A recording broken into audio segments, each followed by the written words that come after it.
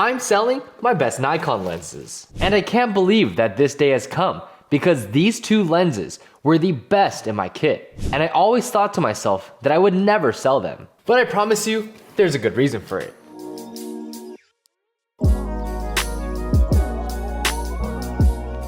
Unfortunately, it is true.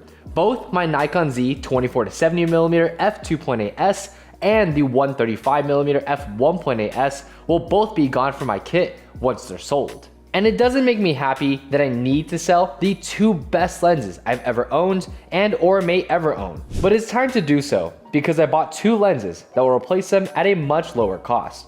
With the first lens being the Nikon Z 24-120mm f4s to replace a 24-70. And I bought this lens to replace my current standard zoom for a few huge reasons. First off, the 24-120 has a much longer focal length that's 50mm longer than the 24-70mm on the long end. This amounts to the 24-120 being over 70% longer than the 24-70. Which makes a huge difference for me and how I like to shoot my photography and content. This allows me to capture subjects that are much farther away with more compression, giving me free range to capture a lot of different compositions from the same lens. A huge difference between these two lenses is the aperture. And even though the 24-70mm does have an f2.8 aperture, I will be just fine with the 24-120mm aperture of f4 because I just don't need a fast aperture. When shooting video, I don't need to be at the widest aperture to maximize the background blur. And for photos, f4 is bright enough for nighttime street photography and can even get a shallow depth of field for portraits with the right focal length. The focal length is more important to me, which is why trading a lens that's twice as fast is worth it for the extra 50mm on my standard zoom.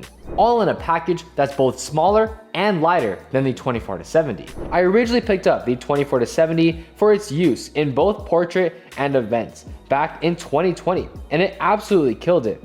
The lens produced incredible images that were uber sharp with plenty of micro contrast and will come out with gorgeous images.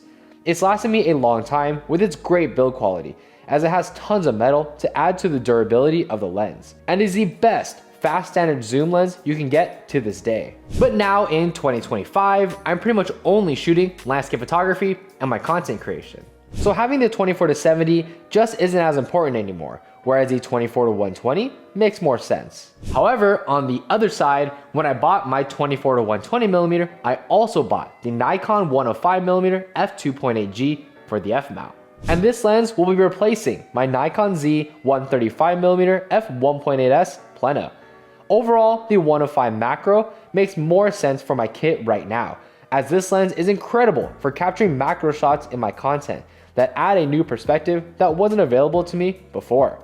A macro lens allows me to get much closer to my main subject and capture tiny details very easily. This expands my repertoire of different kind of shots I'm able to get and offer a unique and different perspective in my content. Even outside of this niche use case, I can still do a lot of what the 135mm does, such as portraits and a fast medium telephoto focal length, while being better for macro shots, and does all of this at a seventh of the price of the 135mm Plena. When I originally bought the 135mm, I wanted to get it because I never had a lens like this and wanted to experience what it was like. I love that shallow depth of field look with plenty of compression where the subject is small in the frame and the background is blown out. And this lens absolutely delivered on that with gorgeous street and portraits that were simply mind-blowing.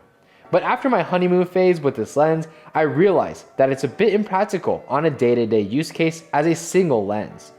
The focal length is pretty tight and would make it difficult to bring out and capture what I was seeing. It simply wasn't practical to own as this was a $2,000 lens that was sitting there and collecting dust. Even though this lens wasn't being used as much in the past couple of months, that doesn't mean that this lens is mediocre in any way. In fact, it's easily the best lens I've ever owned and used. With the sharpest images I've ever seen out of any lens, with an insane amount of sharpness and details out of the photos. It had zero vignetting, even at f1.8, which is super impressive considering how wide this lens's aperture is relative to the focal length. Every time you took an image, it would be a masterpiece and a true work of art.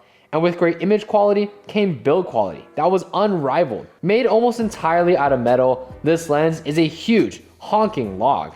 It's got this huge front element and massive aperture blades that gave off a look unlike any other lens, but also boasted great functionality with incredible control rings and function buttons that could be used to customize whatever you like. Both of these lenses were truly great, and I'm gonna miss both of them when they're sold. You might be looking at both of these lenses and be thinking, well, that's great that you're selling them, but what exactly are you gonna do with that money? Well, here's the thing. If I gave you guys 100 guesses, I can almost guarantee that none of you would get it.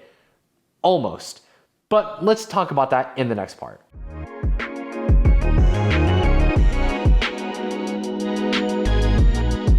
A huge reason for me selling both these lenses is that they simply don't have a place in my kit anymore since my kit has gotten really big. And I'd much rather have the money than let the lenses sit and collect dust. But all of this is for a massive purchase that I'm going to be making soon, and that's a camper van. Now, I'm not talking about a huge RV that's the size of a small house. I'm talking about a cargo van that was converted into a camper van. I ended up finding a guy that makes these camper van conversions, and we ended up working out a deal for me to go ahead and acquire one from him. And by selling these two lenses, this will help my cash flow and ensure my own security over these next couple of months. I've always wanted to experience van life, and this gets me one step closer to that goal of traveling the world and experiencing it in a way that I never have before. The van will end up costing around $18,000, and both of these lenses should net me around $3,500, which is perfect to make sure that I can afford it. I've been wanting to try out van life since around 2019 to 2020, and this is my first opportunity that I've been able to get to do that, both financially and career-wise has allowed me to explore this opportunity. It's an amazing way to decrease the barriers to entry into me shooting. Just think about it. Instead of waking up at 4 in the morning and driving an hour to my location, I can simply park there the night before and wake up at sunrise. It makes capturing landscape photography much more convenient and more accessible to me since a lot of the locations I prefer to shoot at tend to be farther away. I can even go to farther places like national parks or even go across country and see what the East Coast has to offer.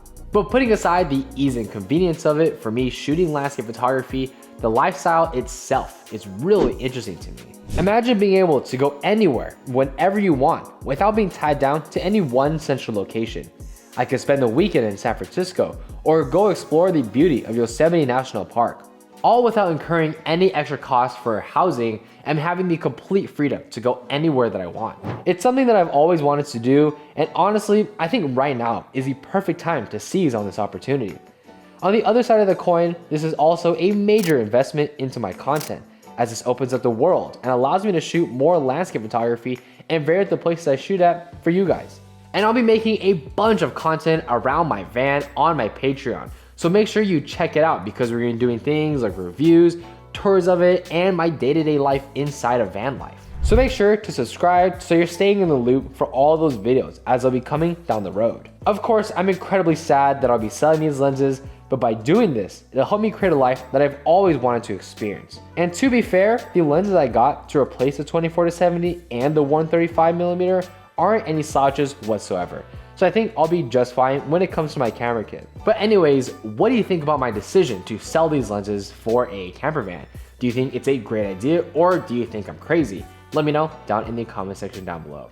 Anyways guys, thank you so much for experiencing the world with me today, and please feel free to check out a video right here.